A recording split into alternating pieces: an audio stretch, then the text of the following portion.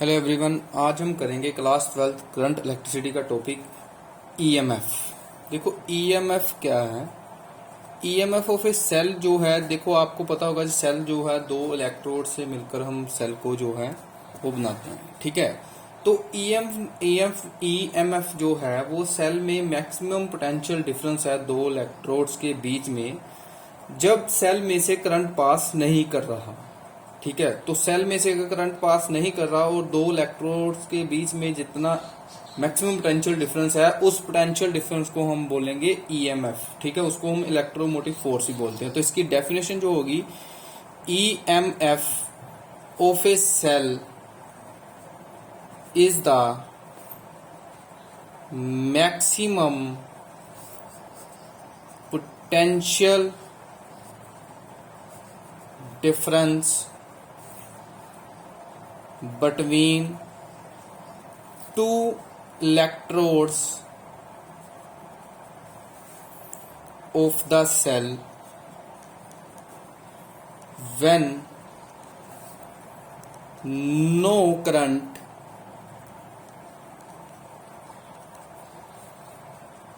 is drawn from the cell। कहते EMF जो है मैक्सिमम पोटेंशियल होगा दो इलेक्ट्रोड्स के बीच में सेल के जब करंट जो है वो फ्लो नहीं कर रहा होगा सेल में से। ठीक है, तो नेक्स्ट टर्म है एक इंटरनल रेजिस्टेंस। इंटरनल रेजिस्टेंस जो है सेल की आप ऐसे डिफाइन करते हो, एक resistance offered by electrolyte and electrodes of a cell. एक रेजिस्टेंस जो है वो ऑफर्ड की जाती है इलेक्ट्रोड्स और इलेक्ट्रोड द्वारा, जो कि सेल के अंदर होते हैं, उनके द्वारा एक इंटरनल रेजिस्टेंस ऑफर्ड की जाती है जो कि करंट को फ्लो करने से रोकते हैं, करंट को सेल में से फ्लो करने में से रोकते हैं। वो जो ओपोजिशन रेजिस्टेंस है उसको बोलते हैं internal resistance of a cell. तो इसको लिखेंगे, internal resistance of a cell is defined as the resistance offered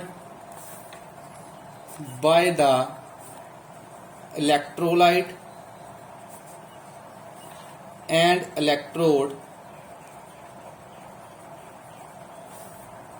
of a cell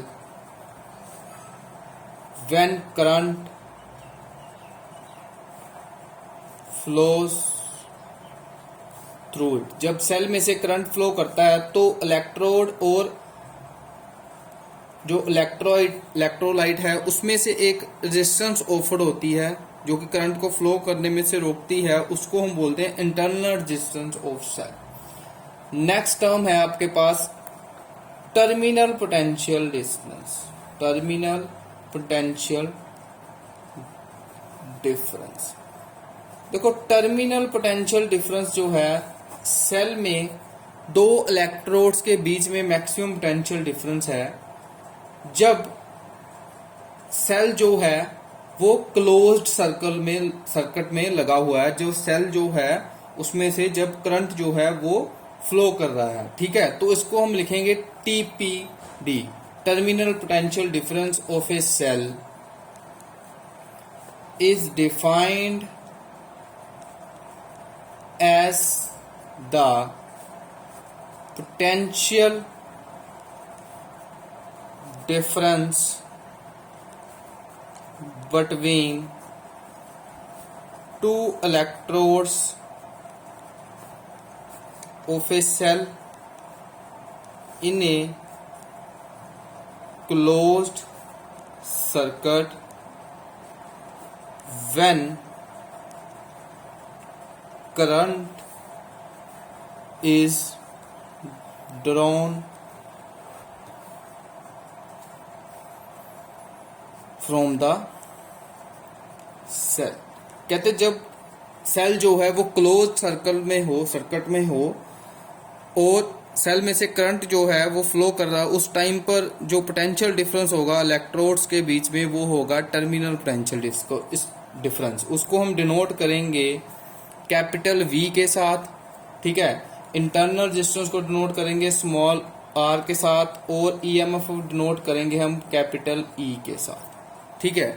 तो अब जो नेक्स्ट है टर्मिनल पोटेंशियल डिफरेंस, आप याद रखना कैसे कैलकुलेट करते हो। वो हम कैलकुलेट करते हैं V जो है ईएमएफ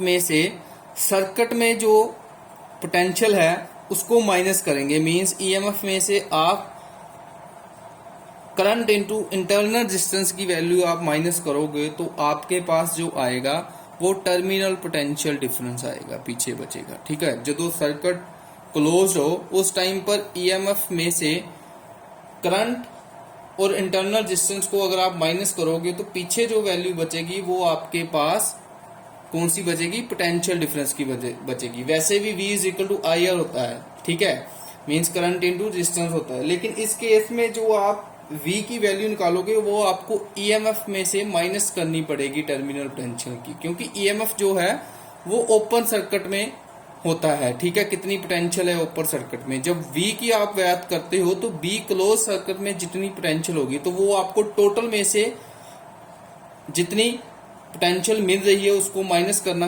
पड़ेगा, और पोटेंशियल जो सर्किट में है वो आप निकालोगे IR से, ठीक है। तो माइनस करोगे तो आपके पास टर्मिनल पोटेंशियल डिफरेंस की वो वैल्यू आएगी, ठीक है। अब नेक्स्ट जो है, नेक्स्ट हम कैलकुलेट करेंगे internal resistance of a cell, ठीक है, इन टर्म्स ऑफ EVR। तो इंटरनल रेजिस्टेंस मान लीजिए, इंटरनल रेजिस्टेंस को आप कैसे कैलकुलेट करेंगे। ये हमारे पास एक सेल है और ये उसकी इंटरनल रेजिस्टेंस है, ठीक है। ये R और E जो है हमारे पास एक EMF है सेल की, ठीक है। तो ये उसका इंटरनल रेजिस्टेंस है R। तो इसके क्रॉस सर्किट में मैंने एक रेजिस्टेंस और भी लगाई है कैपिटल R, और पोटेंशियल जो है वो V है, और करंट जो फ्लो करेगा वो करेगा I, ठीक है। तो अब आपको पता है इंटरनल रेजिस्टेंस आप कैसे कैलकुलेट करेंगे। V is equal to IR होता है, और यहां से I की वैल्यू कितनी आएगी, V ओवर R, ठीक है। अब जो आपने पहले फार्मूला पढ़ा है V is equal to E minus IR, वहां से अगर आप IR की वैल्यू निकालते हो तो IR किसके इक्वल आएगा, V माइनस IR को आप इस साइड पर लें, ये आएगा पॉजिटिव और ये आएगा E माइनस V, ठीक है। यहां से इंटरनल रेजिस्टेंस R कितना आएगा, E is equal to minus V over I, और I की आप वैल्यू पुट करेंगे, I की वैल्यू क्या है, V ओवर R, ठीक है। तो ये E minus V over V into R, तो इसको आप ऐसे भी लिख सकते हो E over V minus 1 into R। तो यहां पर जो R आएगा वो कैपिटल आएगा, ठीक है, क्योंकि इंटरनल रेजिस्टेंस में जो आपने R जो है सर्किट का रेजिस्टेंस यहां पर लिखोगे I is equal to V by R, ठीक है। ये R अब ऊपर जाएगा, और ये R जो है वो आपकी इंटरनल रेजिस्टेंस है सेल की, ये हमने निकाली इंटरनल रेजिस्टेंस। ये सर्किट में एक रेजिस्टेंस है, एक सेल के अंदर रेजिस्टेंस है, ठीक है। ये सेल का स्ट्रक्चर है जिसमें अंदर एक रेजिस्टेंस होती है सेल में, ठीक है। तो सर्किट में हमने पोटेंशियल सबसे पहले लिखा V is equal to IR, फिर I निकाली, और बाद में टर्मिनल पोटेंशियल डिफरेंस के फार्मूले से हमने R का फार्मूला निकाला और I की वैल्यू पुट की V बाय कैपिटल R, और R ऊपर जाएगा, और ये मैंने एलसीएम को अकेला तोड़कर लिखा, और ये हमारे पास जो है इंटरनल रेजिस्टेंस का फार्मूला है, ठीक है।